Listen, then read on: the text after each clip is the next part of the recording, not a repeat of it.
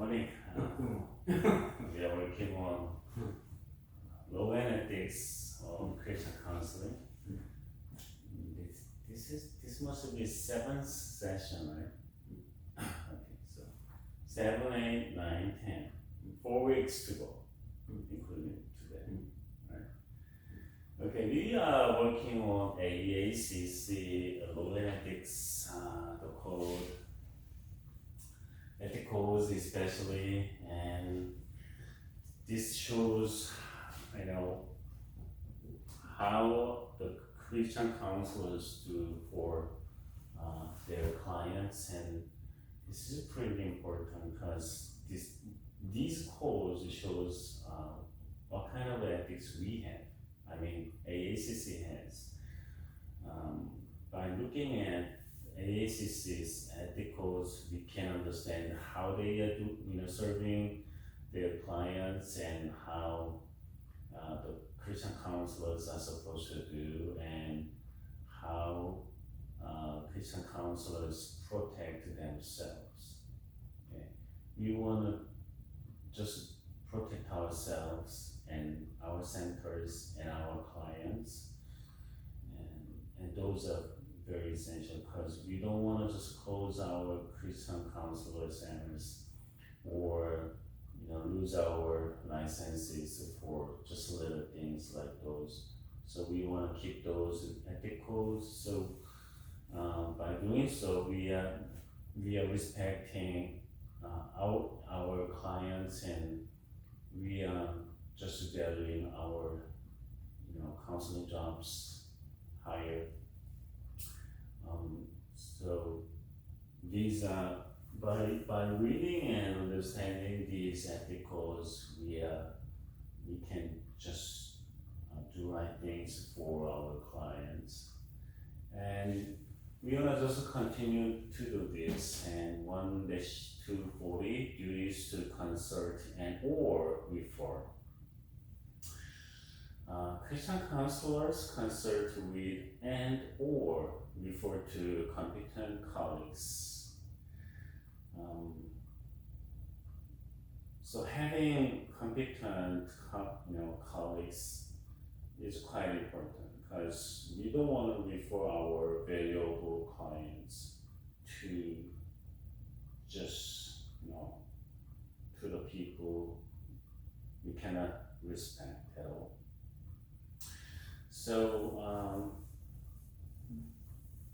So you are a counselor, but you want to just do your job right. For that, you want to have good colleagues, contact networks, so you can work together. It's like a general hospital. When you go to a general hospital, you can see lots of doctors there, dentists, surgeons, internals, orthopedics, pediatricians, OBs. Those doctors, eye doctors, and those doctors are working together. Okay? We don't want to see a surgeon take care of all patients in a general hospital. Okay? So we don't want to imagine that a general hospital is filled with surgeons only. And I'm not going to go that hospital because when you just say, when you have a stomach ache, they're going to just cut it open and see it. For example, okay.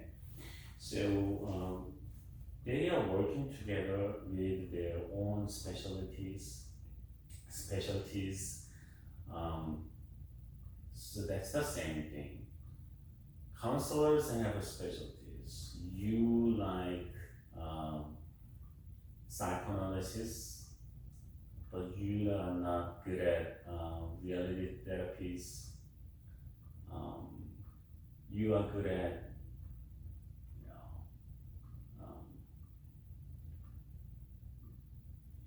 there are lots of psychotherapies, right?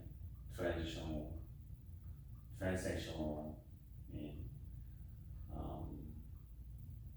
family,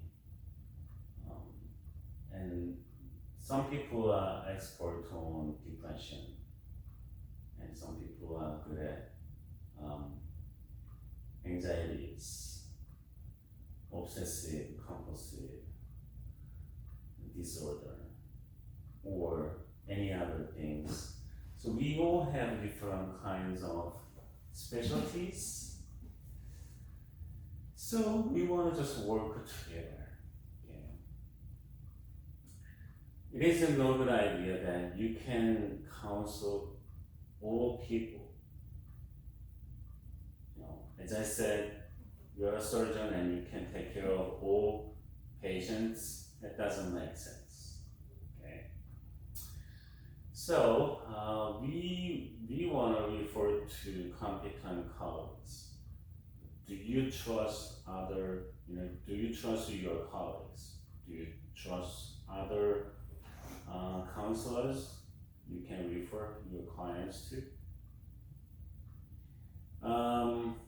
Refer to competent colleagues, supervisors, and other resources when the limits of counseling competence or effectiveness are reached as described by the following.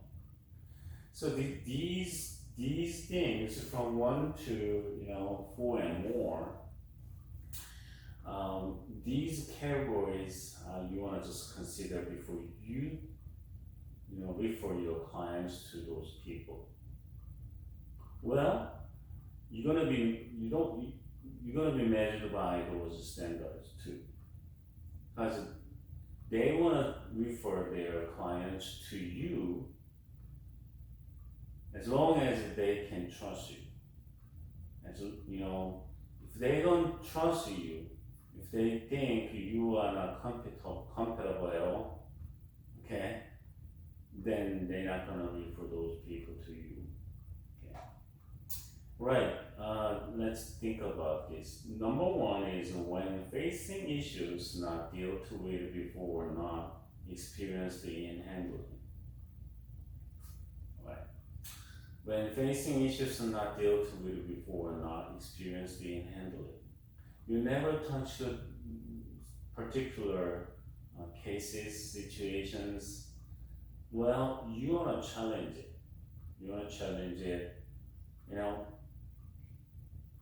It's all of the first to all people.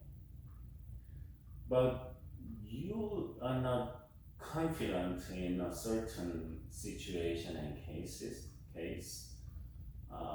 and you just hesitate, and you doubt yourself, and then you want to refer that to others. Well, you're gonna have your chance to take care of those kind of particular cases later on, or this is the time you wanna just to take care of it. Then you wanna just think about it.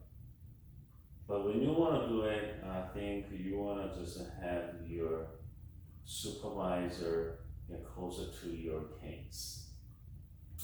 Number 2, when clients need further help outside of the scope of one's training, practice, and expertise. Okay. Well, we want to train ourselves to all kinds of cases, as I told you before. But do you need further help based on what you trained for? Basically, almost all counselors take care of pretty much every cases when they were in internship and residency. But when you think that is not good enough for a particular case, and you need more trainings, more practices, then you want to consider referring. Right? Referring is not shame at all. As I told you, eye doctors feel shame compared to surgeons. No, surgeons don't know much about the eyes than the eye doctors. So I know this a lot, but you know this a lot, okay? So those are expertise. So you want to work together. For example, when you work in a kitchen, you just cook food for your clients, your customers, so for that.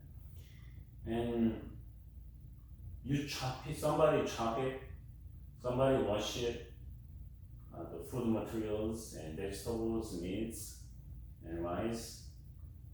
Some people wash it, chop it, some people just make sauce and stuff, make food, and somebody deliver it to customers. We are supposed to do, share those jobs. Depends on what you can do best. Okay. Well, surely, absolutely, there are restaurants running by one person, a cook. Cook just do everything. Those kind of restaurants can be doable too. But for the better, outcomes and money, people are doing opening their restaurants for money, right? So for the better money, for the better performance, for the better efficiency, for the better client services, they work together. Okay. So when you need more training and practice and need more studies and researches, you think about the referring. Number 3, when either counselor or clients are feeling stuck in the therapeutic process or confused about counseling goals and neither party is clear about how to proceed. Okay. I think you understand this kind of feeling. When you do something, you feel you got stuck. You cannot move forward. You feel moving backward. That's kind of a frustrating moment. Okay. And that's not happy at all. Actually, that is painful. When you work with your clients, there are something, and your clients still want your help, but you have no idea what to do, and you are just walking around, like walking the circles. That means you got stuck, and your clients feels they got stuck too. Cause, well, I understand our clients want to get a quick and clear solution from their counselors, but counseling is not for giving them a wonderful and the best answer right away. No. So the counseling is for helping clients to find their best solutions for their particular issues, right? So it takes time. But when a party, like a counselor or the client, got stuck there, when counselors feel they got stuck there, or their clients got stuck there, but you cannot break it, or your client got stuck themselves, or your client feel, that's the worst case, feel their counselor got stuck there, and that's the time you wanna refer him. Move on. Okay. Number 4, when clients are deteriorating or making no realistic gain over a number of sessions. Okay. So clients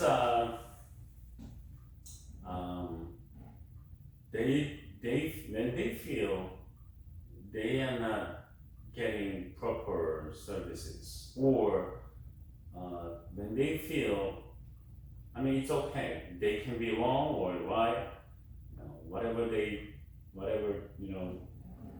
feel, but when they think they got stuck there and they think they're not getting good enough help from their counselor, after good enough sessions like 5 or 10 times, and then they can request referral, or they can find their own, by themselves, other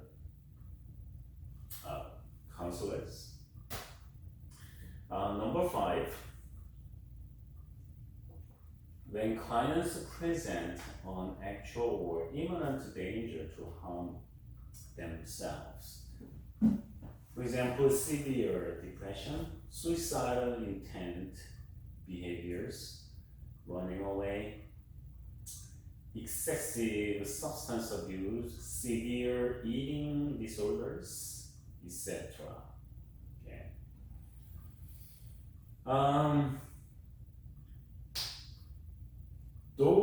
Those things are happening in counseling sessions, and if that doesn't happen during the counseling sessions, that's kind of lucky. People they feel depressed, they feel they have anxieties, and they have all kinds of feelings, mixed feelings during the counseling sessions, so they can do those things without any notice. So counselors, as I told you before, counselors are supposed to protect themselves in any cases, okay? Because protecting themselves is pretty important. Or what if they just attack you? What if they yell on you? What if they just break the facilities, including chairs, computers, desks, all kinds of things? What if the clients make a fire in the counseling offices? And you don't want to just imagine that, but that can be happen. So that's the time you want to refer those clients to others. Severe depressions. Well, you can take care of your clients' severe depressions or suicidal intent. That's something different, and you want to just take care of those things later on. Because when you see your clients have suicidal intention or attempts, then you want to report that to your supervisor or to any other organizations like police or fire departments if that happens during the counseling sessions. Those things are pretty dangerous, and they can run away. They're not gonna come back to your counseling office, and they can have excessive substances like marijuana is just legal in California already, but other things like alcohols and fentanyl, amphetamines, and cocaines.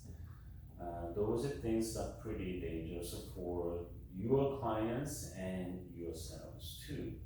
And that's the time you want to refer those clients to the substance abuse specialist. If you are the specialist, you can take care of it. But if that is kind of severe and you cannot control, and your clients, cannot control, or have no, they are willing to just fix those things or change it or reduce it, and that's the time you want to refer your clients to the substance abuse expertise specialists. Number 6, when clients present an actual or imminent danger to others, for example, extreme hostility, aggression, violence, or threats thereof. Well, there are many reasons your clients can go wide, and they can show various kinds of aggressions. Then that's kind of dangerous too. Not only to you, but to others, to their family members or to particular people they hate. And then those kind of things can be very dangerous to others, and extreme hostility, aggression, violence, threats. They can shout to others and show lots of dangerous things, and they get some tools ready for that, and they are having kind of concrete planning in detail, and getting those things ready, and that's the pretty serious sign that you don't want to take care of those people, but refer those people to somebody else, to your colleagues, or you can report to that to police department too, because they potential perpetrator and betters and felony or misdemeanor, they can make those things.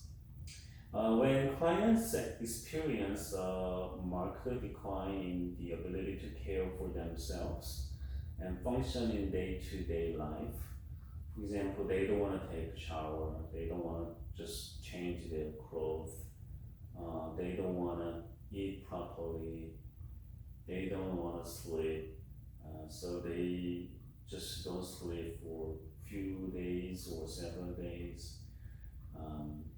And that's a sign they are using particular substances. And whether at home, school, in the workplace setting, they're not focusing on their jobs, and they don't take care of their family members like children or parents. Those things are very serious. And then, if you are the specialist for that, you can take care of those people, but if not, you want to just refer those people to particular specialists for helping those clients, and that is important. Or what if you are not the experts on it, but you are just holding those cases because of many reasons you have, then you are losing the the chance you can refer those people to others. At the same time, your clients are losing the chances they can get better services from specialists they can have. Right? Number 7, when the client's excessive alcohol or substance abuse dependence will require detoxification. So there are particular centers for detoxification, and because they just hold those people for weeks and months until they are free from those things, alcohols or substances, or they're gonna just do whatever they want for alcohols or substances in our societies. So they are supposed to be separated for the therapies, not only physical, but also the mentally. Some Christian centers have spiritual therapies also, including physical and psychotherapies, which is good. And when you want to just choose what kind of organizations you like for your clients, and you can refer those clients to those detoxification centers. But in the United States, when clients don't agree to it, nobody can send those people to those detoxification centers at all. Well, you can, in the United States, you can send particular patients, clients to psychological centers, but you still need their parents or guardians agreements, or their children's, because children can be their guardians, their parents' guardians. So we need those things, or we cannot just push them to any centers holding those people for psychotherapies. So that's the pretty tricky parts, and people cannot send others to any rehab centers for psychological therapies. I think that is because we have good enough cases. We just put some people in those kind of rehab centers, because when families have fights on the assets, or relationship problem, something like that, and then they report the other parties have a psychological problem, and put those people in a certain centers, rehab centers or something, for years, months, or lifetimes. That's actually what happened in the past. So we don't want to have those kind of cases anymore. That's why we have a kind of tough restrictions for the rehab centers. Because of it, on the other hand, we cannot send kind of severe cases to those rehab centers, and that's the other phase we can have. So it's kind of ouch. Well, lots of people want to just send their family members, kids or parents to the rehab centers, but it's not that easy. So and for that we need kind of tough evaluations on those cases. So you can see if that kind of rehab center unavoidable or not. So there are lots of and long process for that, because it's kind of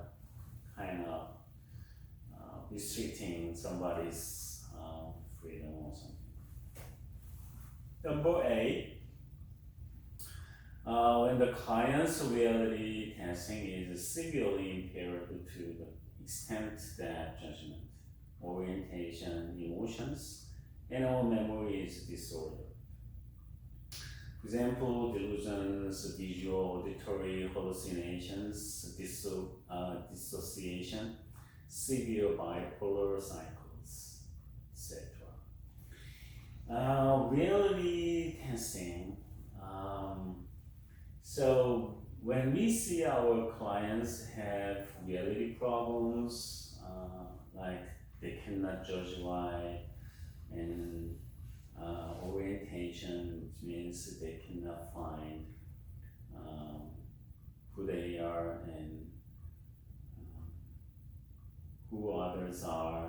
They don't know, and they got confusions, and it's not, well, it can be because of the dementia or other disease, but at the same time they have mental problems, and those things can be happen, and their emotions are not stable and not quite right.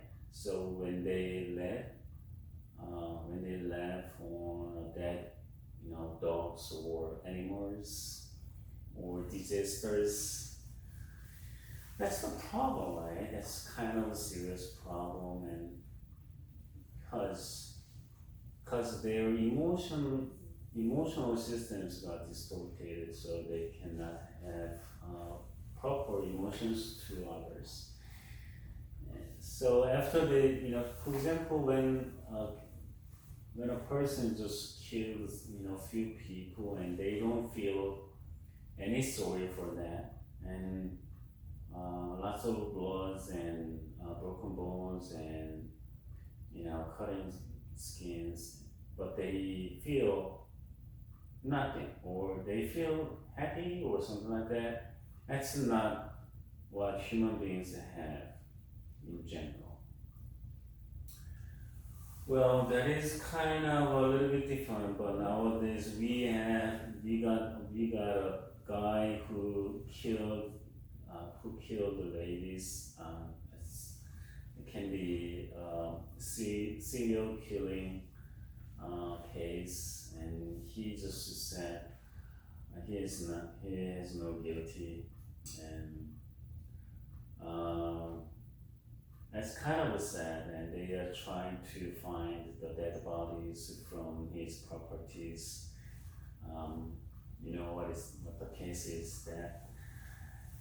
That's kind of sad, and he has no feelings. I don't know, if he's the serial killer or not, but some people don't feel anything about the dead people, or the bloods or something. So then we want to just check the reality. Just apply the reality testing so we can see if our clients are quite right or not, and what we can do for them, okay? Memory is disordered.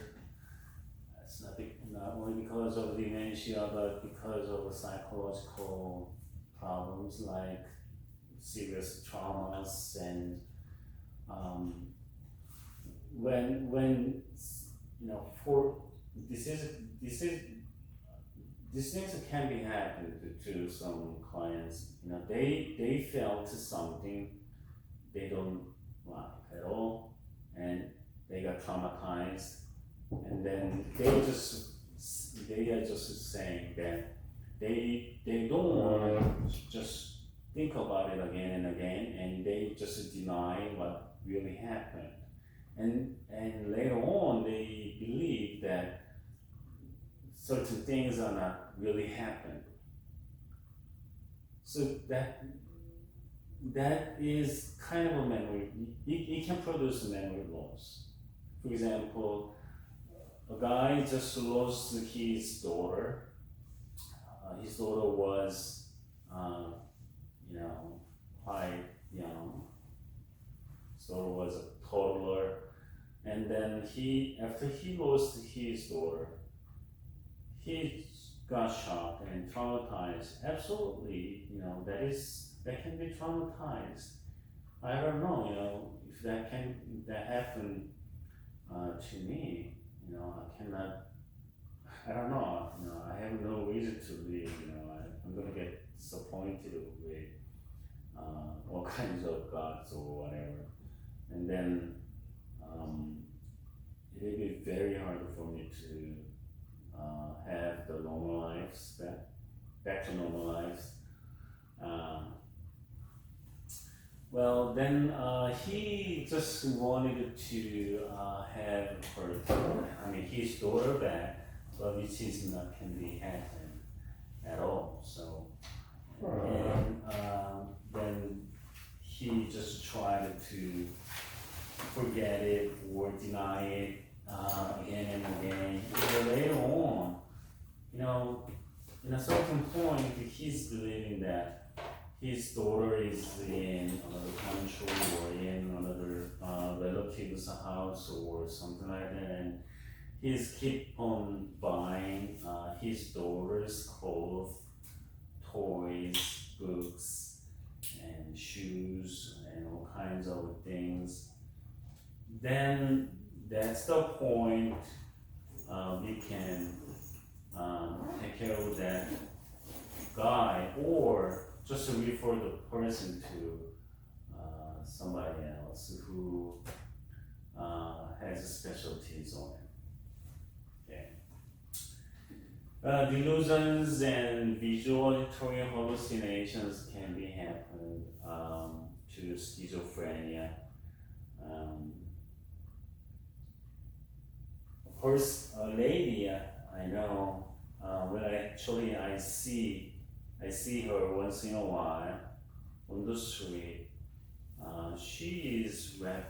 She's carrying white light blanket on her shoulder and body, and she walks around, the town almost every day, morning through night. She walks pretty much whole town, and I see her on the street when I'm driving. I'm just feeling so sorry to her. Thankfully, I just noticed that she has a house near there or families near there, and so she's washing her clothes, and I think she's washing her body. So she's not a dirty person. She's not homeless, but she is walking around the town. Well, I don't know what kind of a story she has, but that's kind of sad. She's walking under a strong, like today, and she's walking on the rain during the winter time, and I just wonder if she's getting any counseling services or social services she's supposed to get. But anyways, she is walking around here and there. All people know that she's there. And when you just walk around here or there, especially in the LA area, you can see some people are shouting on the street, shouting to some all the people passing by him and her, or some people are just finger pointing to here or there, but you cannot see anybody else or anything. No buildings, no birds, no clouds. Then you can see those people have hallucinations. And they say they see somebody or some particular things around him or her, and then they want to just talk with those things or people, or so they talking and they shouting to those things. You cannot see, but they can see. That's a visual hallucination. Auditory, they hear things and no one is telling them, no sound, no noise, but they just hear something. So they want to just answer to those sounds, and maybe somebody is talking. It looks like somebody is talking to them, and they think people are talking to them, and they want to just answer to them and talk with them, but you cannot see anybody else but those people. That's auditory hallucinations.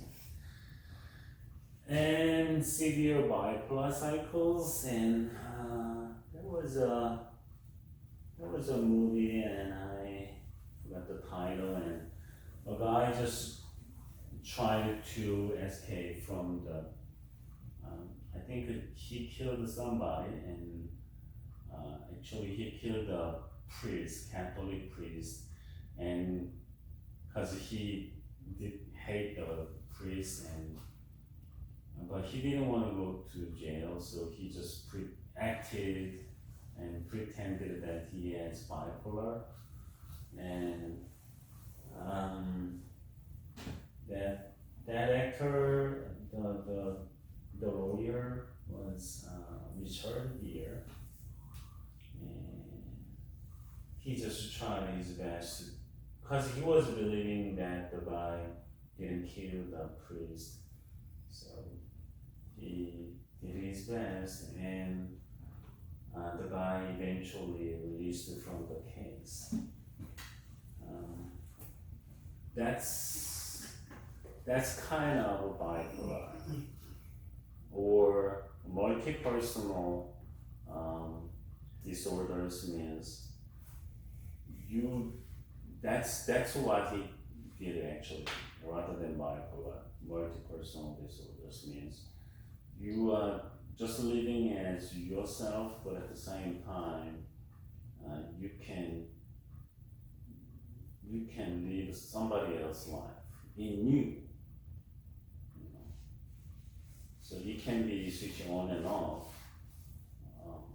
That's kind of a multi-personal disorders. You have 2 or 3 persons in you. Well, religious people can say that's demonized. It can be demon because of the demons, but it can be psychological problem. And you want to just see what the difference is and how you can test if that is demonizing or if that is psychological problems. Or you can just put those, you can just give you can just give wrong treatments or therapies. So, well, religious people can think they can take care of demonic things and psychological things, but psychotherapists, they don't want to just work with demonized people, but the psychological problem holders. And differentiating is pretty important. That's the part.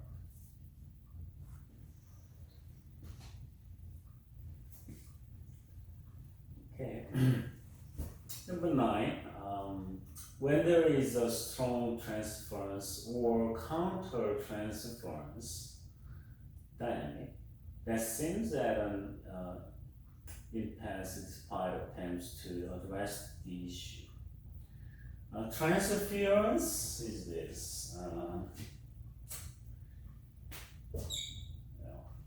Okay. Your client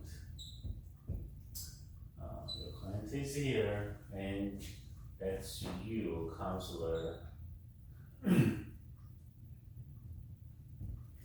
And your client have a particular relationship with somebody, let's say A, and there is no A in a counseling session, but your client is talking about the relationship between relationship with A, the person A, excuse me.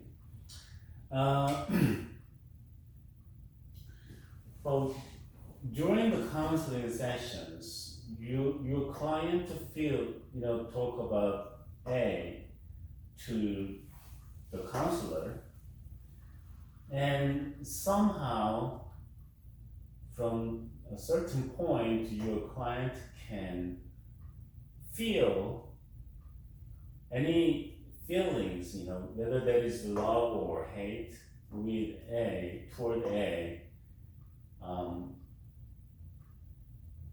The client has that kind of emotions to the counselor. Okay.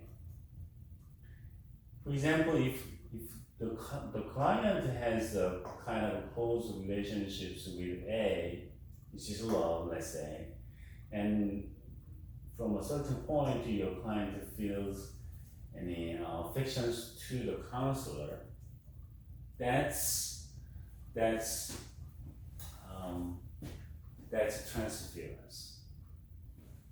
Okay, that feeling comes to here. That's transference, and then that's the point the counselor is supposed to be sober and make it clear. But as time passes, and then the counselor just fall into the stories, and somehow the counselor feels to the client, as an answering to the transference. That's also called countertransference. So the client has affection to the counselor, and the counselor feels, kind of affections or love toward the clients. So they fall in love together, and all kinds of emotions are mixed. So they produce new emotions each other's. Because of this, that's transference and counter-transference, and that's dangerous. That's dangerous for the counselor and the client, and they cannot find any good solutions for the clients, because that emotions and relationships built because of this, and the counselor got confused or just forgot, what's going on, and then the clients got confused, and the client has feelings, this kind of thing, to the counselor, and both are believing that those emotions, countertransference and transference, that's real, and then they will get in serious problems. Okay, so that's the transference and countertransference. When you see and feel this kind of a thingy, the counselor is supposed to refer that client to somebody else, because it's pretty hard to remove that kind of feelings once they are sober, once they become sober. Okay. All right, and number 10, when the possibility of a dual relationship exists or arises, example, dual relationships, counselor, client, boyfriend and girlfriend, husband and wife, dating, no good. Okay, that's dual relationships. And then just forget it and just refer your clients to others. 11, when the client asks for a referral to another counselor or caregiver, somehow there can be lots of reasons, but your clients asking for referral, and there's no choice. You just refer those clients to others. Okay? Quite simple. And you can ask why, but your clients don't have to answer to your questions. If they don't feel safe or comfortable, they can ask you the referral. And you don't want to ask lots of things to your clients much, but you want to just know at least one reason out of many, or the only reason from the client, so you can just write any referrals to others. Okay. It's been 60 minutes, so we're gonna just take a 10 minutes break and come back and continue 1-250. Okay, let's take a break for 10 minutes. See you at 11:03.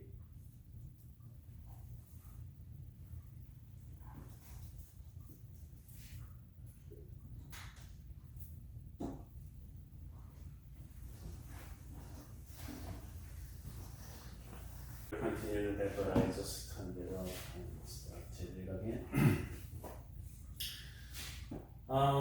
Well, those things are the standards we want to consider for referrals. Okay?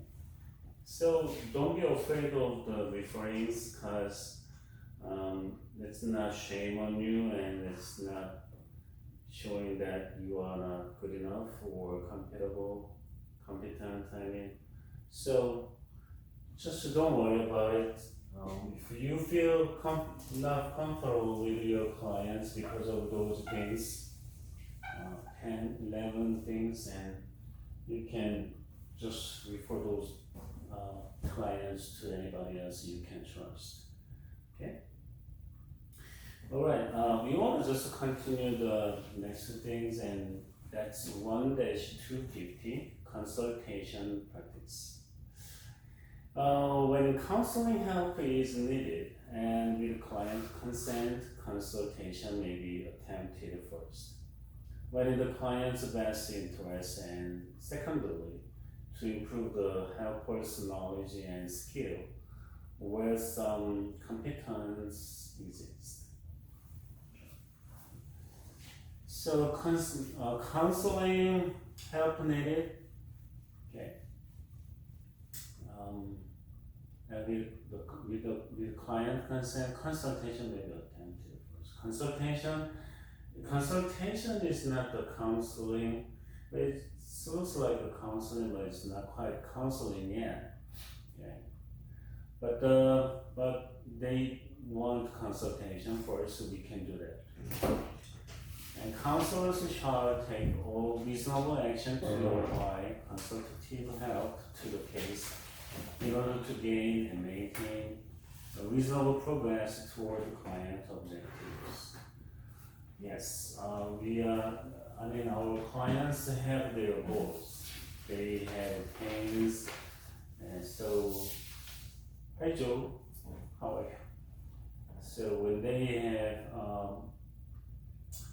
kind of pains, for example, you visit your doctor's office because you have pains or uncomfortableness, and then or sickness, you just see your doctors. And then what is your goals? Your goals are just be relieved from the pain, and sickness, uncomfortableness.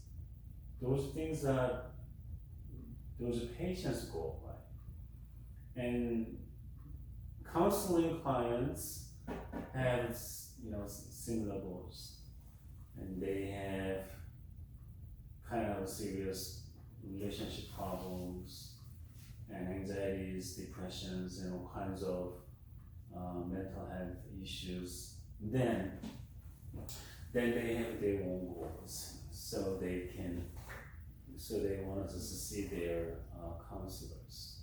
Okay. So for the goals, they want to get consultation from people, and counselors can do that too. Yeah. The consultant should maintain a balanced concern for the client, discuss the practice education needs at the consultee, directing the counselor consultee to further training or special resources if needed. So they need certain educations or trainings for the better lives. For example,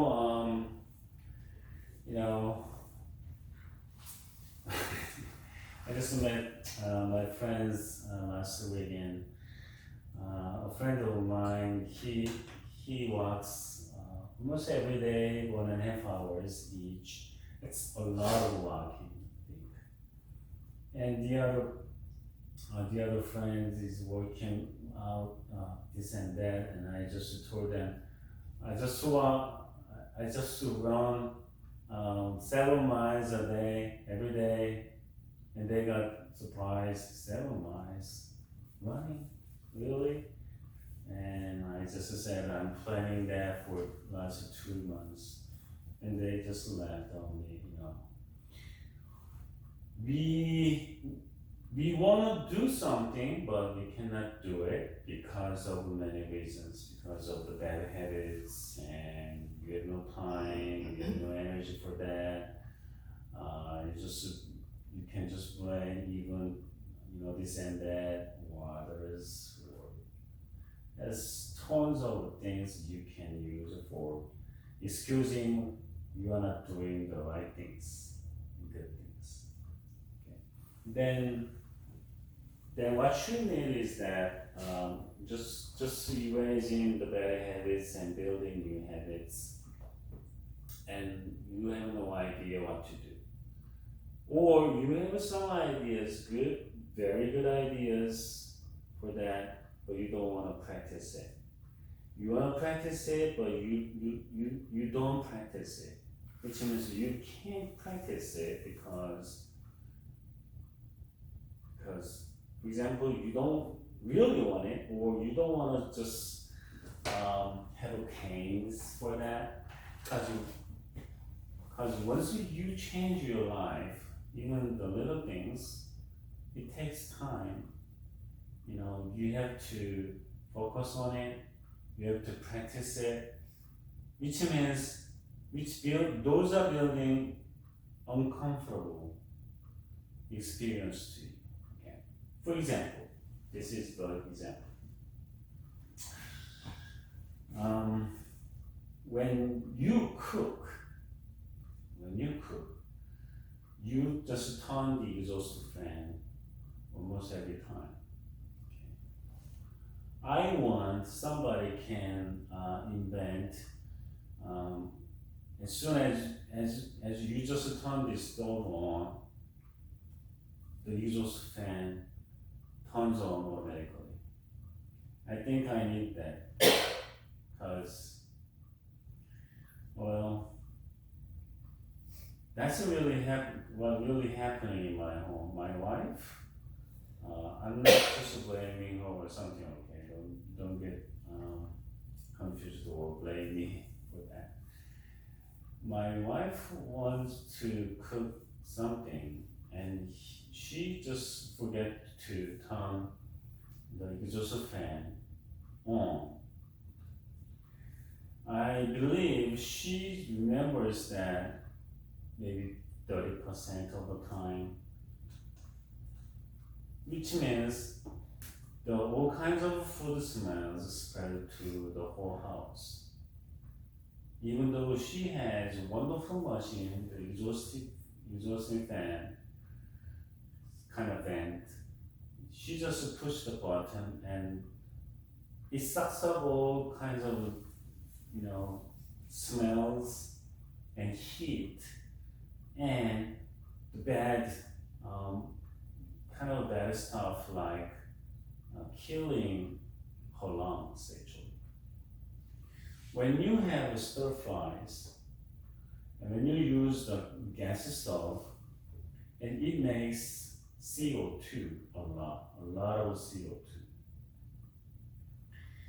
And because you are just inhaling that in front of the fan, in front of the stove, and those very fine oils and CO2s and bad things in your lung, and you're gonna just hurt your lung little by little, and then you're gonna get what? Sick. And in the worst case, you can get lung cancers. Okay. So exhausting fan is very important not only for the food smell, removing the food smells, but the CO2 and lots of toxic things. So I'm just thankful that I'm not a cook. If you are a cook, I'm so sorry for that. But if you are a cook, you have to be careful when you cook. Just use the exhaust fan, the vent, almost every time. Okay, don't forget that. Okay. That's the science. That's not the myth or anything else. So that's the science. So you wanna, but my wife wants to change the habits because she knows that is dangerous for her, and so she just turns the fan on. But the problem is that there is a vent outside of the wall, and she just leaves the side door open, which means she just cook and turn the vent on. It sucks up the old bad air to the outside, and it comes through the side door. And it doesn't make sense, it's no use at all. But once she just focus on one thing, she just forget everything. She doesn't care anything else, but she can see only one thing. So her best must be, turn the stove on for cooking, and maybe she can just turn the vent on 30% of the time, and at the same time she has to close the side door. So there are two other things: turning on the vent on, turning the vent on, and then close the side door. And I think it is very hard for her, and she doesn't want to practice it because she just forget it. She doesn't care sometimes. When she cares, but she cannot do it. Because she's focusing on the cooking. I think that is pretty tough for her. And it is no good to me too, because I have to smell and inhale the bad air, and I'm gonna get sick too. No good idea. But for example, your client wants to change the bad habits and bad activities, kind of toxic to others and yourselves and themselves, and they want to just change it, but they know how to change it. We all know it actually, but we cannot practice it because of many reasons. Then we have problems. Okay. Then we need and then they need consultation they need some educations and trainings. Okay, those are things. Consultation purpose. 1-258.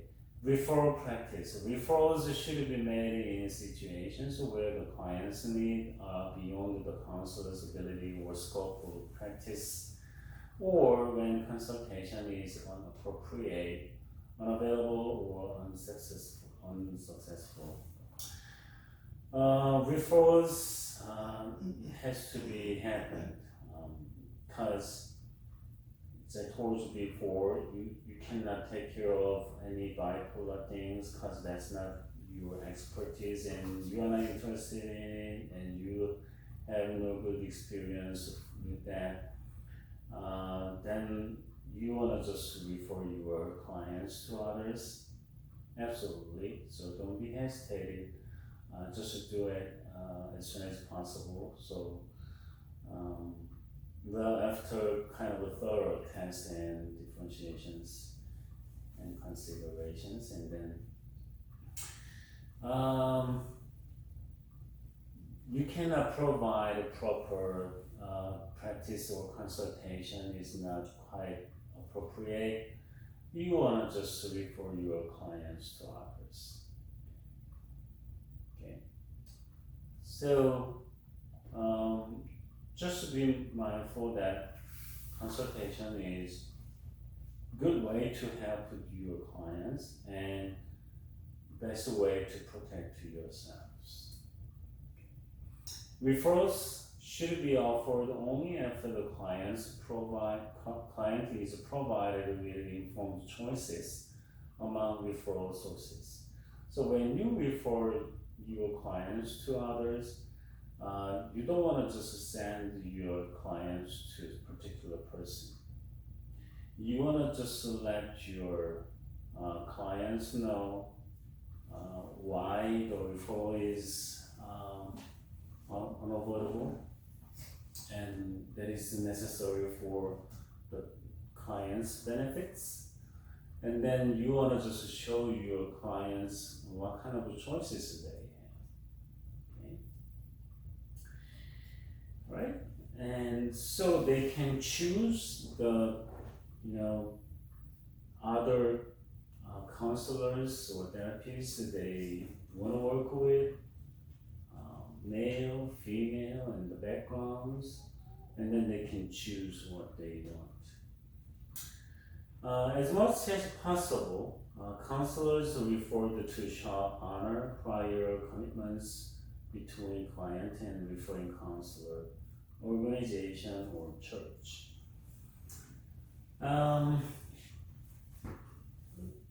Counselors referred to show honor prior.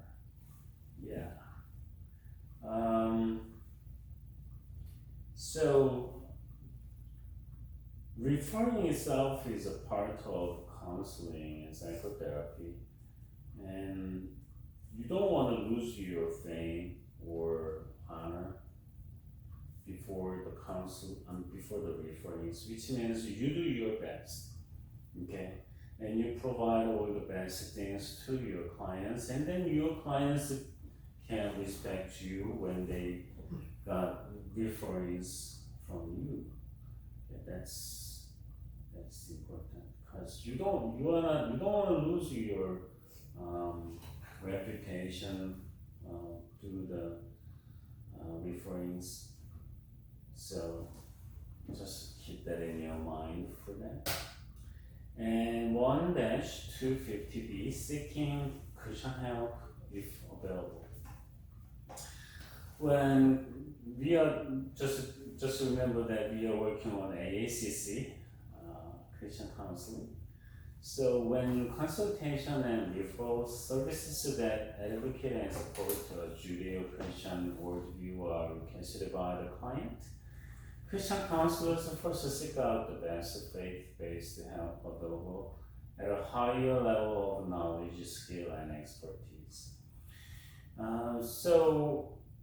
Christian counselors are working together, and we have associations and like AACC, and there are many other things You can find any good Christian counseling associations. You can join, and by doing so, you can have pretty good backgrounds, which means you can get support from, and you can have colleagues to work together for referrals and helping each others for giving service, counseling service to your clients. And so for that, you want to just find and have good networks with Christian counselors.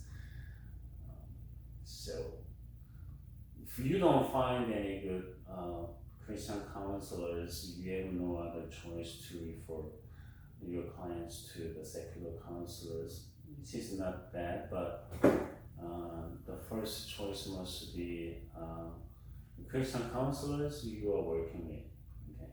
Because Christian counselors have a particular methods and skills they can use. And then I think so there will be no big confusion for the clients, because they want to just have similar service they can get from others. You can refer. And if Christian-oriented help is not available, or when professional skill is more important than the practitioner's religious beliefs, counselors shall use the entire network of professional services available. Yes, that's definitely. So you don't find any good Christian counselors around you for your clients, you can just refer your clients to secular, the next best therapists or counselors. Which is not bad. But even this code, ethicals of Christian counselors are recommending you that you want to just work with good Christian counselors and build strong and solid network with Christian counselors, and you can refer your clients to those people first, or other professionals. And sometimes you need secular counselors and psychotherapists to work with, because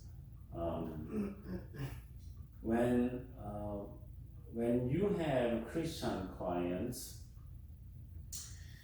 they are not quite confident with Christian counselors, then you want to refer those Christian clients to non-Christian counselors for a certain reason. Okay. So that means, which means you want to build good networks with Christian counselors, but at the same time you want to build good relationship and network with non-Christian counselors, or they are Christians but they are providing secular counselors. Okay, so the best thing is that you want to build a good network with Christian counselors. At the same time, you want to build a solid network with secular counselors who are Christians. Okay, that's the best idea, I think. Okay. 1-250C, avoid counsel against professional treatment. Christian counselors do not counsel or advise against professional counseling, medical or psychiatric treatment, use of medications, legal counsel, or other forms of professional service merely because they believe such practice is wrong, or because the provider may not have a Christian orientation. Well, well, I think, personally, I think Christian counselors who want to work with secular counselors, you don't want to be afraid of those people, and the professionals like psychiatrists, they can prescribe. I think there are only two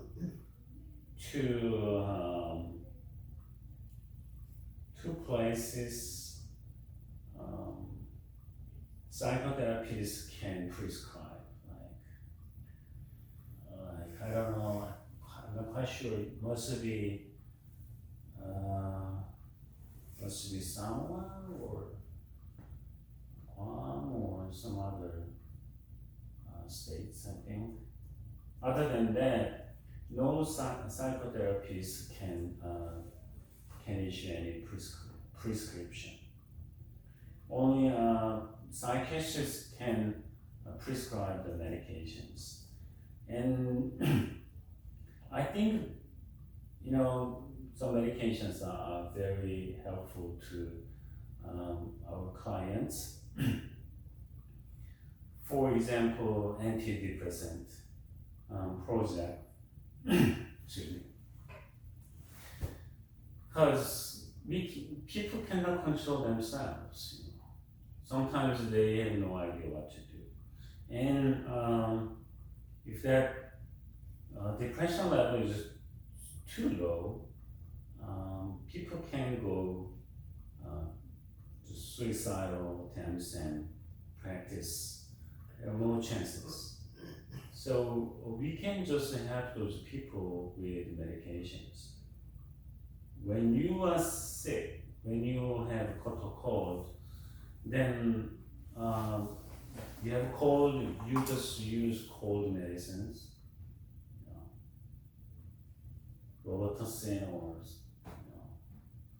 Nyquils, Tylenols, Advils. It's about the same. You have mental problems. Sometimes you want to use medications, and it is helpful. So do not talk. But some people are just thinking having medications for mental health is no good, or it is not religious. That's stupid. And some religious leaders, pastors, priests are thinking that those particular medicines for mental disorders not quite right. What is right and wrong? What about the Tylenols for your cold? It is right or wrong. It's about the same. For your body, for your mental health, we can use the medicines if we need. And just avoiding those kind of medicines can produce more problems. So think about it. Now what about the sleep pills? It's artificial. Okay, your body is not ready to sleep, but sleeping pills can help you out.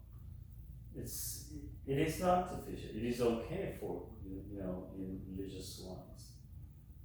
So don't be silly, and just we can use those kind of medications properly in right ways, and we can help you and our clients. Legal counsel or other forms of professional services merely because they believe such practice is wrong. It's not quite right. Okay, 1-260. Protective action when personal problems interfere. Christian counselors acknowledge that sin, illness, mental disorders, personal crisis, distress, and self-deception still influence the personal well-being and practice, and that these problems can adversely affect clients and parishioners. It's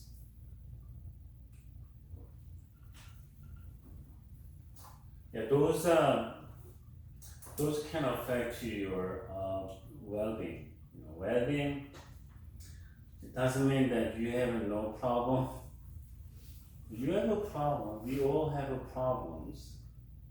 And not only one, but many. We have all kinds of problems, mentally, physically, spiritually. We don't want to be perfect, but we want to just know what's going on. And if we can do something for that, we want to just do something for those things. Last week I just stopped by eye doctor's office and I just found, he just found that I have dry eyes and he just recommended me eye drops to use 4 times a day. I forgot to use them this morning. Still okay, but I have dry eyes. And I didn't know it, but I felt it, but didn't know it. And he just recommended me a particular brand and type. So it feels, it feels like a little bit sticky than the regular tears. So it stays in my eyes longer than the regular tears, artificial tears. But which is good, And I recently bought some, actually lots of pairs of reading glasses. When you see the reading glasses, there are particular numbers, 0.5.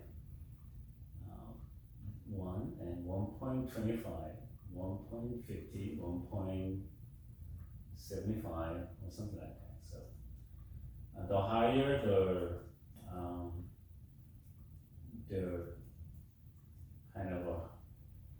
higher the thicker, which means you can see things clearly, closely, but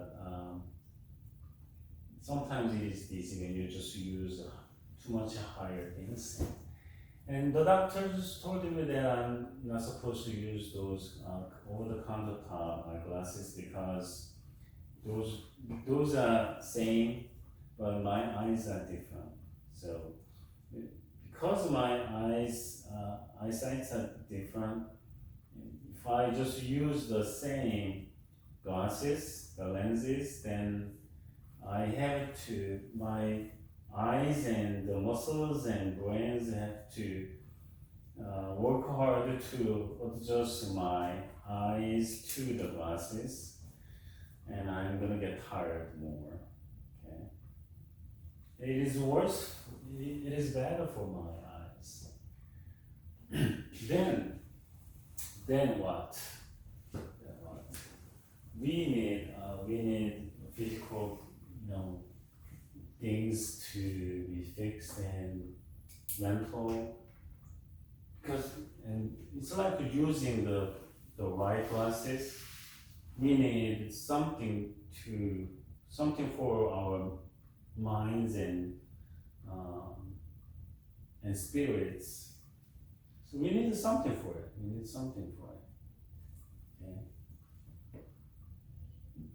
You don't think all Christians are very faithful and they have all kinds of,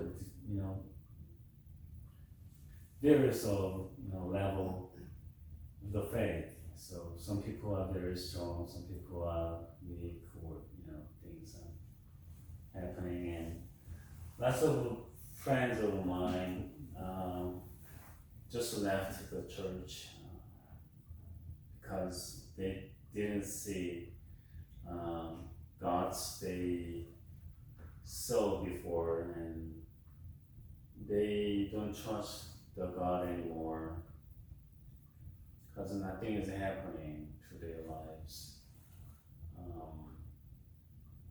So once you believe that there is no God, there is no God to you, okay? Because for you, there's no God at all. And God is helpless to you.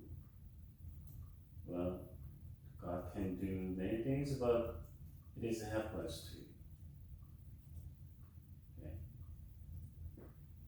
Well, he's helpless.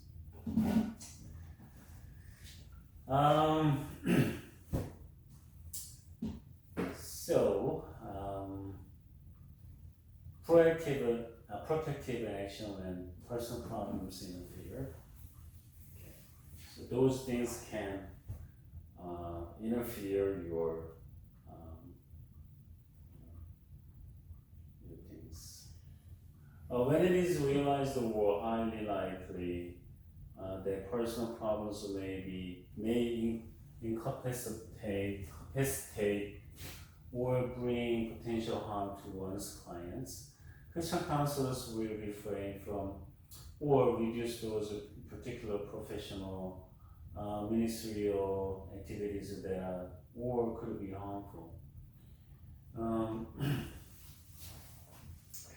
It is kind of tricky, but we want to just stick to it so we can keep ourselves safe and clients. 1-260A, accountability. Christian counselors seek out regular, ongoing, and reasonable accountability relationship in order to maintain competent and ethical practice, as well as attend to personal well-being. During times of incapacity or where professional competency is compromised, the counselor will seek out and use those reparative resources that allow for problem resolution and return to a fully functioning role if possible. Accountability, yes. We want to just take responsibility on what we are doing, and we want to just be accountable. And so we want to just continue to seek out the things we need for the competency, because things are changing and there are all kinds of different cases, and all people are different, which means you're gonna get all different cases, even though you can categorize the family therapy, and personal problem, financial problem, ethical problem, relationship problems. You can categorize those things, but all people are different. All people have different approaches to their problems, and they are expecting all different goals and help from their counselors. So, which means you are having new cases every single time, and you want to just develop your skills for that and for your competency. So,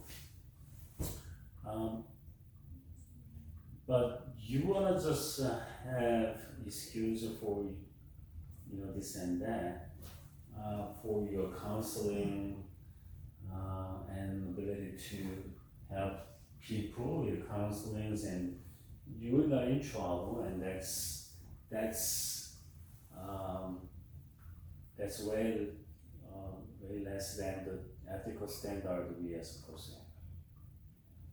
So accountability. And ES1-300, consent in Christian counseling, a call to integrity. Well, that's, we cannot just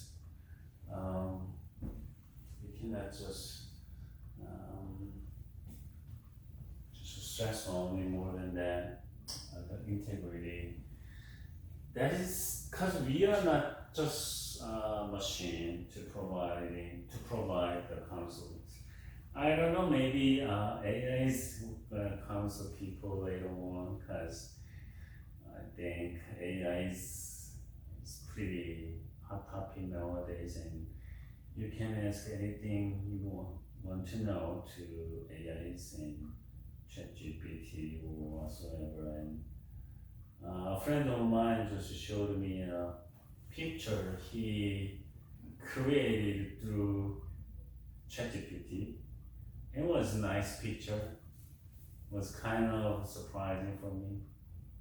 And you don't want to just buy any pictures or drawings from the artists because you can create any pictures you want. I don't know if you like it or not. So for that, you want to just put input, which means you want to order your AIs, in detail. The more details you order, you can get more, very satisfying things like pictures or music. Even counseling is available, I think, because there are lots of case books in the bookstores and libraries, and because there are tons of cases. So when the AI knows and have all kinds of data, the cases, I think ChatGPT can provide better counseling to the clients than any normal counselors, I think. And you don't have to pay for the counselors, $200, $300 per hour. You don't have to pay for it. Okay. If that is just conversation, the counseling, basically the counseling is conversation between counselors and clients, but GPT can chat with you, right? That's why it's so called chat. So I don't know if that represents chatting or something, but ChatGPT, you just talk to AI and AI can talk to you. Why not? Well, I don't know what really happened. Those things are happening already. I mean, do you stop? Do you stop? No? Do you stop, Joe? No. No, you don't just stop. Sometimes. Sometimes you still have some stocks? No. No, you don't do that. Okay. What about Luminoid? Do you have stocks? Do you have stocks? No, you don't do that? Okay. I just read an article recently, and the article recommends 2 stocks recommended by AI. I don't know if that is, you just take your risk, and just take your own risk for that. But I just read it, and I just wonder if that is, good recommendation or not. But it depends on how people asked. AI can just answer better or less. So I don't know, but it can be happening, and it is actually happening. It's actually happening. So, what about the counselings? It's got started, I think. All right. But the core to integrity is AI has AI integrity.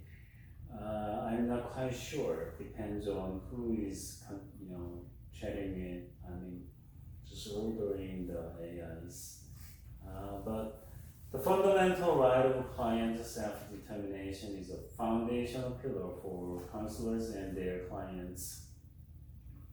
Consent allows for the counselor to operate transparently and with integrity, and for the client to make an informed and voluntary decision to engage in the helping process. So we Christian counselors are supposed to have the integrity. So once we lose our integrity, we're gonna lose our reputation, which means we're gonna lose our power as counselors. That's what happening to the pastors and priests and religious leaders. They once they lose their reputation, I think their words, have no more power than before. So that's important. Integrity. Actually, that's the hardest part we can keep. The counselors and priests and pastors, religious leaders. Integrity is the first thing we need to be careful, but lots of people are losing their integrities with little or big things. So that's the point. That's the hardest part, I think. ES1 -200 consent in Christian counseling according to integrity. I did this. 1-3 110 securing informed consent. Christian counselors secure client consent for all counseling and related services prior to the initiation of care of services. This includes the video taping of client sessions, the use of supervisory and consultative help, the application of special procedures and evaluations, and the communication of client data with other professionals and institutions. I think it takes some time to talk about it, so I think it's I want to just that's all today, because for the legal process, because nobody knows what will be happening, so we want to just secure the informed consent. So when you just see your doctors for the first time, you have many papers you have to sign on it. It's about the liability issues and many other things you want to just consent, or your doctor is not going to see you without your signatures on those papers. It's the same thing to the psychotherapists and counselors. We want to just keep those things secure and make all the process safe. So we need lots of consent forms, and we don't want to just skip any of it. So even audio taping and video taping, basically we have video taping systems in our counseling centers for securing, for the safety reasons. And those things are very important. So we want to let our clients know that all counseling sessions are recording. It's one of the reasons. Okay, we will just continue this from the next week. Any questions or comments? That's all for today. Have a